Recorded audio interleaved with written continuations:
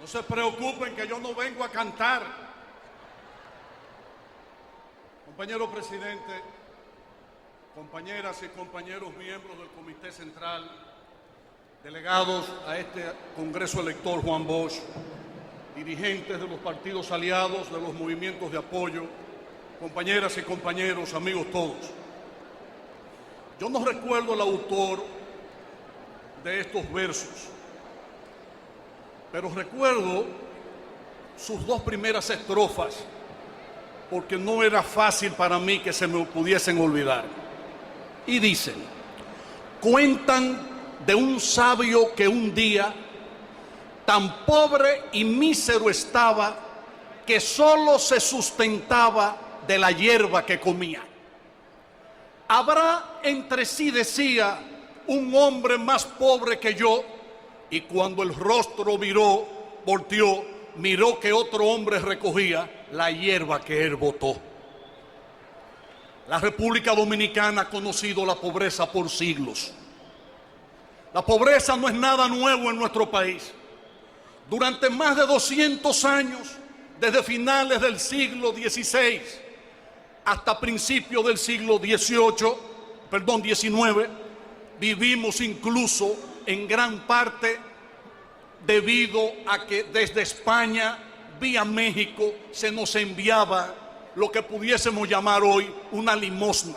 Y con eso se mantuvo nuestro pueblo por más de 200 años, con los que nos mandaban, porque no éramos capaces de producir la riqueza necesaria para mantener adecuadamente los pocos dominicanos o personas que vivían en nuestro territorio en esa época.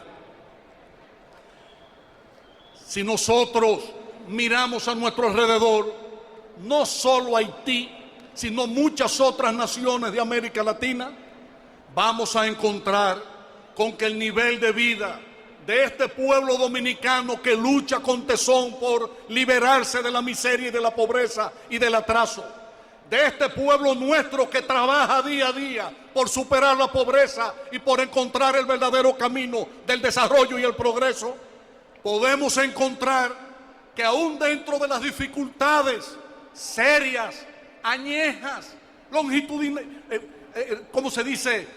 centenarias de nuestro pueblo, hay otros pueblos que viven en peores condiciones y que no tienen las condiciones de vida que tienen, gracias a Dios, felizmente, la mayor parte del pueblo dominicano. El pueblo dominicano ha sido un pueblo dichoso.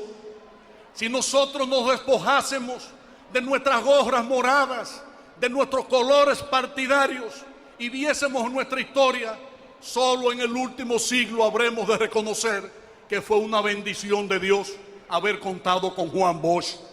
Fue una bendición de Dios haber contado con Joaquín Balaguer. Fue una bendición de Dios haber contado con Peña Gómez. Fue incluso una bendición haber contado con Jacobo Magluta. Y es sobre todo una gran bendición, compañeras y compañeros, poder contar con usted, compañero Leonel Fernández, el líder más prominente de todos los dominicanos. Siempre he dicho que no hay mejores expresiones que los proverbios y los refranes para demostrar lo que se necesitarían libros, cientos de páginas, y sin embargo esos proverbios, esos refranes los recogen en pocas palabras, con expresiones muy específicas. Y dice una, que al que Dios se lo dio, que San Pedro se lo bendiga. Nosotros lo bendecimos, presidente. Nosotros nos sentimos orgullosos de tenerlo como líder nuestro. Nos sentimos como dominicanos y ya no solo como PLDistas, orgullosos que cuando el liderazgo histórico nacional, por razones biológicas, desapareció de la vida del país, pudimos encontrar un hombre que como usted ha sabido dirigir los destinos de esta nación. Ha sido una bendición de Dios haber contado entre las fuerzas políticas fundamentales de nuestro país un partido reformista guiado por Balaguer, que hizo en sus gobiernos respetar el nombre de reformista porque sin dudas introdujo reformas, las leyes agrarias y otras más que no es del caso señalar en este momento. También tenemos que reconocer que en los años difíciles, en donde se conculcaban las libertades públicas, donde teníamos deportados y presos políticos, el Partido Revolucionario Dominicano y otras fuerzas políticas revolucionarias jugaron el papel que las circunstancias demandaban. Nosotros, muchos de nosotros, fuimos parte de ese partido. Ahora, desgraciadamente, ese partido se entrenó en la protesta, se entrenó en las huelgas, se entrenó en la agitación. Nadie mejor que ellos para protestar, nadie mejor que ellos para dirigir huelgas, nadie mejor que ellos para agitar, pero tampoco, compañeras y compañeros, nadie peor que ellos para gobernar, nadie peor que ellos para administrar la cosa pública. Veamos durante unos minutos con claridad cuál ha sido el legado de esos gobiernos. El primer presidente que tuvo el Partido Revolucionario Dominicano fue Juan Bosch.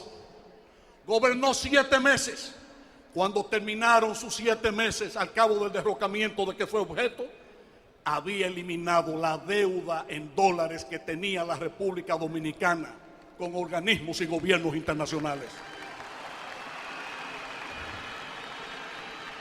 Cuando derrocan al compañero Juan Bosch, aquel fatídico día 25 de septiembre del año 63, la República Dominicana no le debía a nadie en el extranjero. La moneda dominicana había recuperado su fuerza. Hubo momentos incluso en el que el peso dominicano llegaba a ser mejor y más aceptado que el propio dólar de los Estados Unidos. Cuando llegó el PRD en el año 78, encontró la deuda en 965 millones de dólares. Cuando abandonaron el poder, esa deuda ya superaba los 3.000 millones de dólares en 8 años. Nadie mejor que ellos endeudando el país. Leonel Fernández en su primer gobierno dejó la deuda más chiquita de lo que le encontró, porque el saldo neto de la deuda externa se había reducido en aproximadamente 240 millones de dólares, menos el 16 de agosto del 2000 con respecto al 16 de agosto del año 1996. La deuda ya había alcanzado cifras espectaculares. La deuda andaba ya en los 3.860 millones de dólares cuando dejaron el poder en el año 1986. En el gobierno pasado del PRD, la llevaron ellos a poco más de 6.700 millones de dólares.